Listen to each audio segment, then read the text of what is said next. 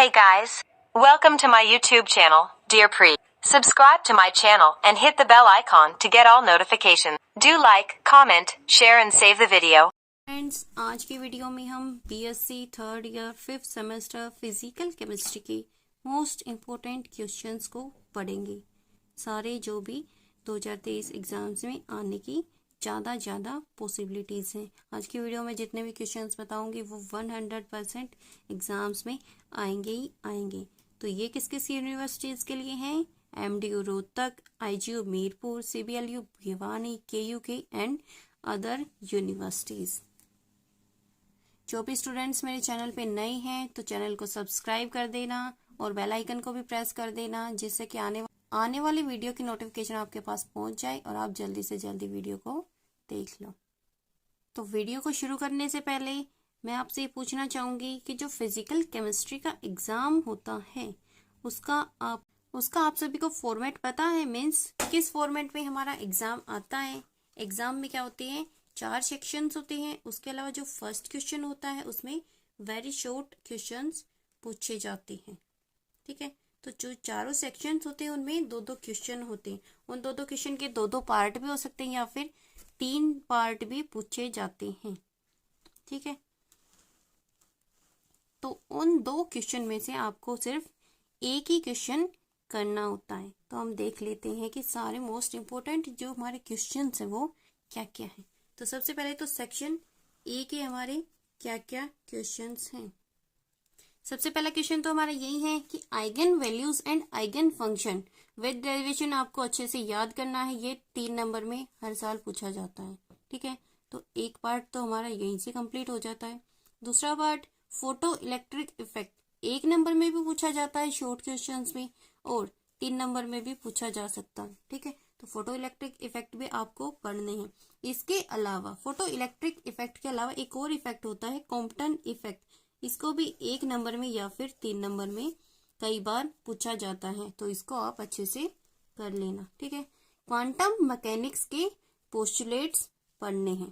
Quantum mechanics के postulate 3 number में हर साल पूछे जाते हैं। तो ये क्वेश्चन और ये क्वेश्चन दोनों हर साल रिपीटेड वे में पूछे जाते हैं। 2 पार्ट हमारे यहीं से कंप्लीट हो जाते हैं। इसके अलावा जो और क्वेश्चन पूछे जाते हैं पार्ट्स में वो क्या है? Explain the role of operators in quantum mechanics. इसको विद एग्जांपल पूछा जाता है। इसके जितने भी ऑपरेटर्स है उसको अच्छे से पढ़ लेना, या फिर नाम के साथ भी पूछ लेते हैं कि what is Hamiltonian operator in quantum mechanics. इसको 3 नंबर में भी पूछ लेते हैं, या फिर जो इनके ऑपरेटर्स के नाम देके 1 नंबर में भी शॉर्ट क्वेश्चन में पूछा जाता है इसको। ठीक है, इसके अलावा state and derive Planck's radiation law, ये हमारा 3 नंबर का क्वेश्चन है। अगर प्लैंक्स रेडिएशन लॉ की डेफिनेशन पूछ लेते तो 1 नंबर का क्वेश्चन हो जाएगा। इसके अलावा किरचॉफ लॉ को भी आपको विद प्रूफ करना है, क्योंकि किरचॉफ लॉ जब भी पूछा जाता है उसके साथ उसका प्रूफ पूछा जाता है कि explain Kirchhoff law with proof. यहाँ पे भी ये हमारा 3 नंबर का क्वेश्चन हो जाता है। इसके अलावा जो एक और क्वेश्चन है जो हर साल तो आता नहीं लेकिन आपको पढ़ के जाना चाहिए, क्योंकि कभी कभी इसके आने के चांसेस ज़्यादा हो जाते हैं, और ये पिछले 1-2 साल में नहीं आए हैं तो अब की बार इसके आने के चांसेस और भी ज़्यादा हैं। क्या क्वेश्चन हमारा? Describe spectral distribution of black body radiation, और ये 3 नंबर में पूछा जाता है। तो ए सेक्शन में जितने भी क्वेश्चंस आते हैं वो मैंने आपको बता दिए हैं। इन क्वेश्चन के अलावा और बाकी कोई क्वेश्चन नहीं आएगा। इन्हीं के अंदर से आपका ए सेक्शन कंप्लीट हो जाता है। अब हम चलते हैं बी सेक्शन की ओर। बी सेक्शन में जो सबसे ज्यादा मोस्ट टाइम्स पूछा जाने वाला रिपीटेड क्वेश्चन है डाइपोल मोमेंट। 3 नंबर में ये हमारा क्वेश्चन आएगा। डाइपोल मोमेंट के साथ डाइपोल मोमेंट के यूज भी पूछ लेते हैं कि डाइपोल मोमेंट को क्यों यूज किया जाता है। कई बार इसको सिंस ट्रांस के लिए भी यूज किया जाता है, मीन्स मोलिक्यूल की स्ट्रक्चर के लिए यूज किया जाता है। तो डाइपोल मोमेंट को उसके साथ उसके यूज भी याद कर लेना। जो भी 2-4 इसके यूज हो सारे याद कर लेना, क्योंकि ये क्वेश्चन पूछा जाता है कि what is dipole moment and give its use in the determination of structure of compounds. इसके साथ साथ कई बार पूछा जाता है कि how it can be determined by refractive method. तो या तो ये पूछा जाएगा या फिर ये पूछा जाएगा हमारा 3 नंबर का क्वेश्चन हो जाता है। ठीक है, इसके अलावा क्लोसियस मोजोटी इक्वेशन, इसको विद डेरिवेशन याद कर लेना, क्योंकि ये भी हर साल रिपीटेड वे में पूछी जाती है। डाइपोल मोमेंट भी अच्छे से याद कर लेना, ये भी बार बार पूछा जाता है। क्लोसियस मोजोटी इक्वेशन भी बार बार पूछी जाती है, तो ये भी बिल्कुल अच्छे से याद कर लेना। इसके अलावा मैग्नेटिक ससेप्टिबिलिटी, या तो मैग्नेटिक ससेप्टिबिलिटी को 1 नंबर में पूछ लेंगे, या फिर इसके साथ इसकी एप्लीकेशन पूछ लेंगे तो भी 3 नंबर का क्वेश्चन है, या फिर मैग्नेटिक ससेप्टिबिलिटी को डिटरमाइन करने के लिए जो हमारा गोएज मेथड है, ये मैंने बताया था इनऑर्गेनिक के पेपर में भी हर साल आता है और यहाँ पे भी रिपीटेड वे में हर साल आता है, तो ये हमारा 3 नंबर का क्वेश्चन है। इसके अलावा जो मैग्नेटिक परमेबिलिटी है उसकी भी डेफिनेशन अच्छे से याद कर लेना, क्योंकि कई बार मैग्नेटिक ससेप्टिबिलिटी और मैग्नेटिक परमेबिलिटी के बीच में रिलेशनशिप पूछ लिया जाता है 3 नंबर में। तो एक क्वेश्चन तो यहाँ से पक्का आएगा, या तो इसके साथ इसकी एप्लीकेशन पूछ लेंगे, या इसका मेथड पूछ लेंगे, या फिर दोनों के बीच में रिलेशनशिप पूछ लेंगे, तो यहाँ से आपके तीनों पार्ट हो जाए। तो इसके अलावा इस सेक्शन में कई बार न्यूमेरिकल भी आ जाता है, जिसमें कि पूछ लिया जाता है कि कैलकुलेट परसेंट आयोनिक कैरेक्टर। तो यहाँ पे परसेंट आयोनिक कैरेक्टर को कैलकुलेट करने का न्यूमेरिकल कई बार पूछा जाता है, और इसको देख लेना कि परसेंट आयोनिक कैरेक्टर, या फिर ये भी पूछा जाता है कि डाइपोल मूवमेंट है यहाँ पे मैग्नेटिक मूवमेंट है, उसको भी कैलकुलेट करो। ठीक है, तो यहाँ से आप न्यूमेरिकल भी तैयार कर लेना, 3 या 2 नंबर में पक्का पूछा जाएगा। 1-2 बार डिफरेंस पूछ लिया जाता है कि what is internal and external compensation, ये भी 3 नंबर में आ जाता, तो ये क्वेश्चन भी पढ़ लेना। इसके अलावा give relationship between magnetic movement and number of unpaired electron, ये भी 2-3 साल में एक बार पूछा जाता है, हर साल नहीं आता है, तो ये भी एक बार रिवीजन कर लेना। इसके अलावा एंगल ऑफ रोटेशन को 1 नंबर में पूछ लिया जाता है। अगर इसके साथ इसके फैक्टर्स या फिर एक्सप्रेशन फॉर स्पेसिफिक रोटेशन को पूछेंगे तो ये क्वेश्चन भी हमारा 3 नंबर का हो जाता है। तो ये सारे आप पार्ट्स कर लेना। ठीक है, तो यहाँ से हमारा बी सेक्शन भी कंप्लीट हो जाता है। जितना मैंने बताया है, अगर इतना सारा पढ़ लोगे तो आपका पेपर बिल्कुल पूरा हो जाएगा। ठीक है, अब हम चलते हैं सी सेक्शन में। तो सी सेक्शन के क्या क्या क्वेश्चंस हैं। एक तो साउंड टू नॉइज रेशियो, जो यहाँ पे 1 नंबर में भी पूछ लिया जाता है और 3 नंबर में भी पूछ लिया जाता है। अगर 3 नंबर में पूछ लिया जाएगा तो इसके अच्छे से कंप्लीट एक्सप्लेन करना पड़ेगा, आपको इसके रूल्स भी लिखने पड़ेंगे। ठीक है, intensity and line width of spectra, ये जो क्वेश्चन है उसको 1-1 नंबर में पूछ लिया जाता है। ठीक है, तो intensity and line width of spectra को भी पढ़ लेना। रिजोल्विंग पावर को भी 1 नंबर में पूछ लिया जाता है। डिग्री ऑफ फ्रीडम को भी 1 नंबर में पूछ लिया जाता है। इस सेक्शन में जो क्वेश्चंस आते हैं वो ज्यादातर 1-1 नंबर के 3 क्वेश्चन करके एक पार्ट बना देंगे कि define the all terms, and हो सकता है 3 नंबर में भी पूछ लिया जाए कि एक्सप्रेशन फॉर रोटेशनल एनर्जी, इसको 3 नंबर में पूछ लिया जाता है। तो यहाँ पे 3 नंबर में भी क्वेश्चन आने के चांसेस और 1-1 नंबर के क्वेश्चन आने के ज्यादा चांसेस हैं।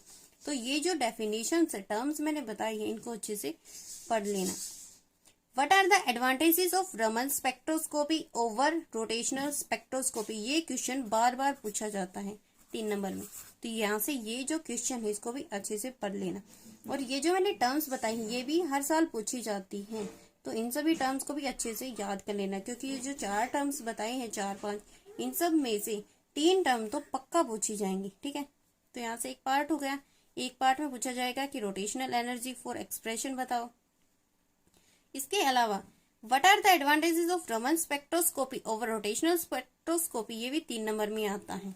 इसके अलावा या तो न्यूमेरिकल आ जाएंगे या फिर सिलेक्शन रूल्स को भी पूछा जाता है 3 नंबर में, और जहाँ से न्यूमेरिकल बनता है वो भी हमारा 3 नंबर का बनता है। तो सी सेक्शन में हमने देख लिया कि कौन कौन से पार्ट आएंगे, ये सारे पार्ट्स अच्छे से कवर कर लेना। ठीक है, जिससे हमारा सी सेक्शन भी क्लियर हो गया। अब हम चलते हैं डी सेक्शन में। डी सेक्शन में कौन कौन से क्वेश्चन जो हर साल पूछे जाते हैं।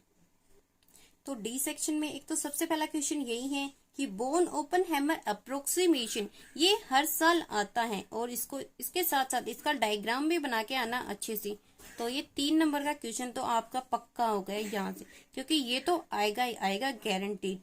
इसके अलावा रेलिंग एंड रमन स्कैटरिंग में डिफरेंस पूछ लिया जाता है कि what is railing and Raman scattering, या तो 1 नंबर में आ जाएगा शॉर्ट क्वेश्चन में, या फिर 3 नंबर में भी आ जाएगा। तो ये क्वेश्चन भी अच्छे से कर लेना।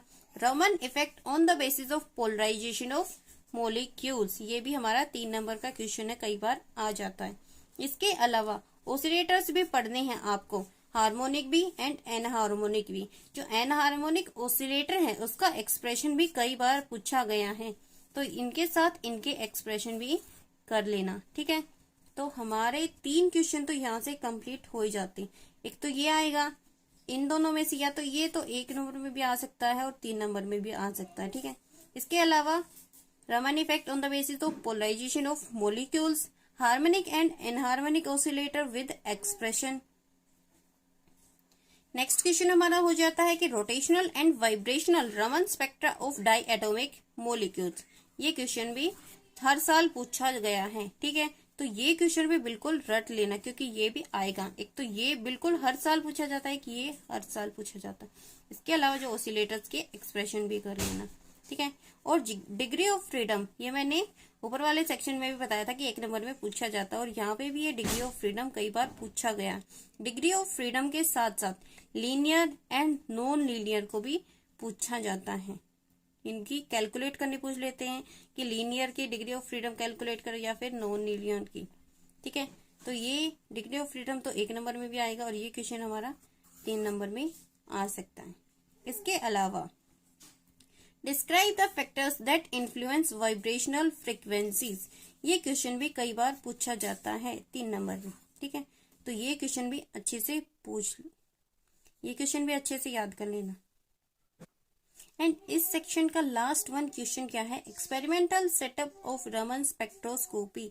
हर तीसरे साल पूछा जाता है, हर साल नहीं आता, लेकिन 1 साल छोड़ के 1 साल ये क्वेश्चन पक्का आता है।